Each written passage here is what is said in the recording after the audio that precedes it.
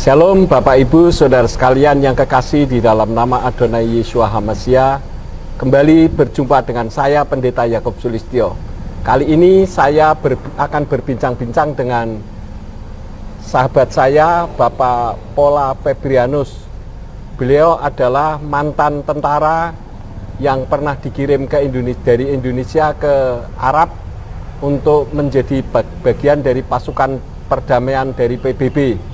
Nah, nanti saya akan bertanya karena beliau ini punya pengalaman yang luar biasa atas pertolongan Bapak Yahweh. Karena itu kita memberikan salam dulu kepada Pak Pola. Pak Pola, selamat pagi. Selamat pagi, Pak Gembala. Ya, puji Tuhan. Selamat pagi, puji Tuhan. Sahabat, saudara sekalian yang kekasih, Pak Pola ini pernah pulang dari Jakarta akan sampai ke Ambarawa, tetapi beliau pernah mengalami kejadian perampokan di perjalanan. Nah, nanti Pak Pola silakan bisa cerita bagaimana kejadiannya, di mana dan kapan. Silakan Pak Pola. Haleluya, terpujilah nama Bapak Yahweh. Tanggal 18 Oktober, tanggal 18 Agustus saya pulang dari Jakarta menuju Bandung. Dari Bandung saya naik travel, tapi travel itu ceng-ceng-po. Jadi hanya travel gelap. Karena jamnya sudah jam setengah 10 malam. Jam setengah 10 malam. Jadi anak saya maksa harus pulang ke Semarang. Karena tomorrow, besok pagi harus ada meeting. Jadi dia maksa cari travel sembarangan. Jadi nemunya travel itu di pinggir jalan, Pak? Nemunya di HP. Oh, jadi ini bahaya, aslinya bahaya. Kalau tidak yang bonafit nggih. Seperti contohnya seperti yang kalau saya dari Jogja itu menilainya di Trans contohnya. Lah itu nggih contohnya itu. Nah, ini sembarangan. Kaca depan sudah pecah, suara knalpotnya itu sudah ngeter itu nggih. Platnya plat F. Iya. Jadi berhentinya ketemunya di pinggir jalan atau bagaimana? Enggak, dia datang ke daerah Cibiru. Cibiru naik, kami kemudian ada di perumahan kami. Jam berapa itu kira-kira? Setengah 10 malam. Anak saya perempuan sebenarnya sudah, Pak, kok isinya laki semua, Pak? Ora apa-apa. Ada berapa orang di dalam? 5 orang.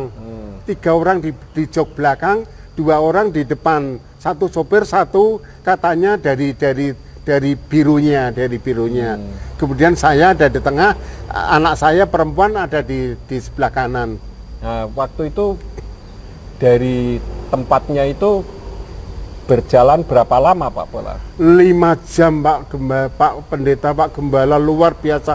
Jadi kebodohan. Setelah 5 jam baru terjadi insiden itu. Betul, Bapak. Jadi gini, jadi waktu naik ke daerah Lembang, saya sudah curiga. Ini kok ke arah Lembang, mestinya ke Cirebon. Bandung ke Cirebon mestinya, tapi ini kok ke arah Lembang. Padahal saya dulu di Transito Pusat Lembang, saya tes terakhir masuk tentara itu saya di Lembang, di Transito Pusat. Jadi saya tahu daerah itu. Loh, ini kok ke arah Lembang? Enggak apa-apa, Pak, kami masih jemput satu lagi. Dan logika, karena di tengah baru aja ada isi 2. Jadi masih mungkin satu lagi.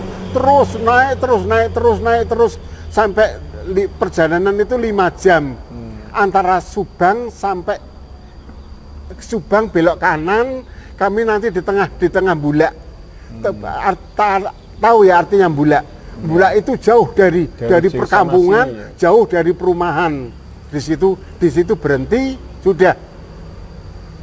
Kami pas datang lagi dua orang pakai sepeda motor. Kenapa tidak lapor saya? Dia langsung pakai getak sambal seperti itu. Kenapa tidak lapor saya gitu itu? Terus saya tunjukkan topi saya bintang, saya bilang gitu. Topi saya bintang gitu. Saya jebulan dari 320 badak putih Pandeglang. Saya ditembak enggak apa-apa. Saya ditembak enggak apa-apa. Tapi siapa nanti yang mukul saya duluan, itu yang akan saya bunuh. Saya bilang gitu, Jadi itu hikmat. Ulangi lagi, itu hikmat dari Bapak Yahweh.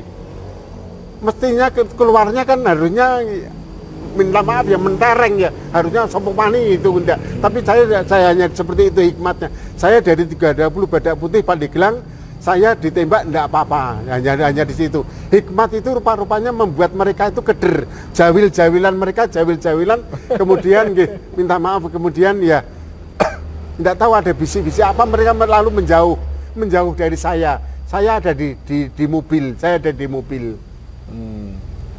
Terus Bapak diturunkan? Enggak turun, saya memang sengaja enggak turun, saya coba seperti karena di situ ada harta benda saya. Minta maaf, di belakang itu ada bagasi, itu ada anu saya, barang-barang saya. Saya takut malah kalau ditinggal, saya ditinggal lari, nanti saya di tengah bulak itu malah kami menderita. Jadi Bapak tetap di dalam mobil itu, ya? Dan yakin di tas saya, tas perorangan yang made in Amerika itu ada money 5 million. Yakin dalam nama Bapak Yahweh. Karena saya seneng sangu itu saya ndil di masing-masing saku itu ada di situ, sehingga saya enggak berani hilang dari mobil. Terus dari situ dibawa kemana Bapak? Setelah itu mereka jawil-jawilan mereka menjauh dari saya. Rupa-rupanya mereka itu rembugan, ya, kalau bahasa Jawanya itu rembugan. Kemudian ya ini Semarang ya, kemudian dia pura-pura blow on pakai Google Google Map Semarang rutenya, kemudian dicarikan rute yang terus lurus, tahu-tahu sampai Indramayu. Sampai Indramayu itu jam 1:30 dini hari 5 jam. Waduh. 1:30 sampai 1:30 itu mungkin Bapak. Kami hanya muter-muter Jadi memang kami sudah target itu sudah. Iya. Sehingga jangan heran di TV kalau ada minta maaf di jurang dilempar ya, kemudian gitu ya. Kemudian di jalan tol, di tepi jalan tol itu dibuang, dilempar itu seperti itu. Jadi minta tolong kalau punya Tuhan sebut namanya. Sebut namanya itu pasti di situ ada otoritas. Ada kekuatan yang membackingi kita. Paringi selamat kalau bahasa Jawa gitu. Gusti paringi selamat ya itu. Jadi pada saat itu Bapak sebut nama Bapak Yahweh karena up to date ya Pak. Saya kan barusan saya kan termasuk jiwa baru ya di anu itu. Jadi seolah-olah nama itu seperti orang jatuh cinta. Jadi seneng menyebut nama itu di situ itu kekuatan yang saya nikmati. Dikala 7 orang loh, 7 betul. 7 orang loh. Nah inilah saudara-saudaraku yang kekasih, bagaimana nama Bapak Yahweh itu ada satu kuasa, ada otoritas, sehingga ketika sahabat saya Pak Pola Febrianus ini menyebut nama Yahweh membuat mereka gemetar. Amin. Ya, karena kuasa setan itu pasti kalah dengan kuasa Tuhan. Lalu setelah itu Bapak diturunkan di mana? Pokoknya saya bodoni saja terus gitu. Tapi yang jelas sudah ciut.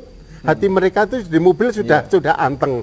Saya juga sudah anteng, tapi saya cenderung ke arah pintu. Jadi kalau saya memang dijerat, saya sudah langsung buka pintu, lempar tubuh saya. Di tentara dulu kan dilatih untuk menyelamatkan diri jatuh. Dulu kan lari di truk itu aja kami kecepatan 25 km kami bisa kok itu ya. Itu. Jadi kami udah terlatih. Cuma saya mikir anak saya wedok hanya di situ. Jadi ini selain tentara secara nyata juga tentara Bapak Yahweh. Oh iya, amin untung mengenal itu. Untung. Jadi setelah dari situ Bapak sampai ke Ambarawa atau enggak? Enggak Bapak, saya memang sengaja.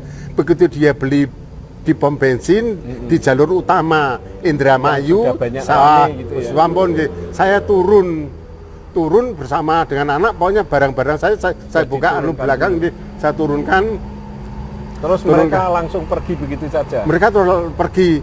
Lah saya di situ diselamatkan oleh buser. Oleh buser. Nah, itulah Bapak Yahweh itu kalau menolong itu tidak tanggung-tanggung. Tidak tanggung-tanggung. Betul. Dalam nama Bapak Yahweh saya bersaksi. Dalam nama Bapak Yahweh saya bersaksi. Ditolong oleh buser, saya dicarikan bis yang jurusan ke Cirebon.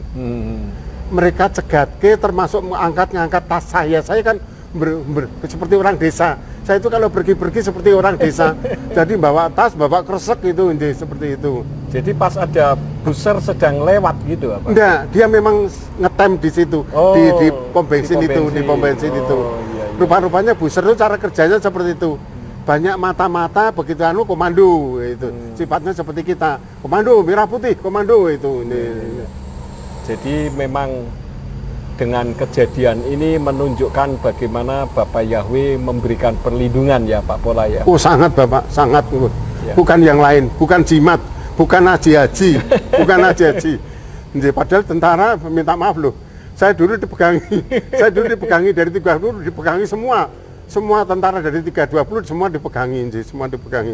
Dengan perhitungan tadi, kalau sukses anggotanya sukses, nanti yang Danyon yang dapat nilai, dapat nama Danyon. Nanti Danyon melejit, seperti itu. Tapi ternyata melalui nama Bapak Yahweh tanpa pegang apapun terjadi perlindungan ya Sudah Pak, perintah, ya? Sudah perintah. Tidak boleh, tidak ada tawar menawar. Itu semua harus kudus, harus kudus, tidak boleh tercemar. Nah, seperti pakaian saya yang saya pakai ya resi.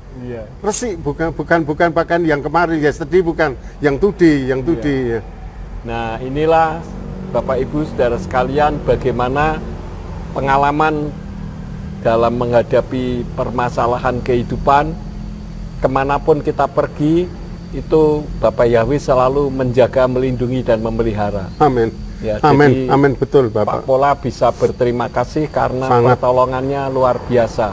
Oleh karena itu melalui wawancara singkat ini kiranya Bapak Ibu Saudara sekalian juga mengandalkan Bapak Yahweh karena perlindungannya dahsyat luar biasa. Padahal beliau adalah seorang tentara loh, ya, pemberani.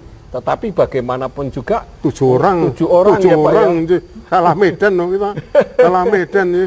Iya, tapi perlindungan Bapak Yahweh nyata. Karena itu Bapak Ibu Saudara sekalian, mari kita mulai belajar untuk bersandar hanya kepada Bapak Yahweh seperti sahabat saya Pak Pola. Walaupun beliau adalah seorang tentara tingkat internasional karena pernah dikirim ke Mesir ya, untuk sebagai tentara perdamaian dari PBB. Ini menunjukkan bagaimana bahwa perlindungan Bapak Yahweh itu lebih nyata daripada perlindungan apapun yang ada di dalam dunia. Terima kasih sekali Pak Pola. Terima kasih Bapak Gembala. Terima kasih. Pengalamannya yang bisa di-sharekan pada hari ini sehingga bisa membawa berkat bagi orang-orang yang menonton video ini. Sekali lagi terima kasih. Bapak Yahweh memberkati. Bapak Yahweh memberkati Bapak. Shalom Bapak Ibu Saudara sekalian. Amin.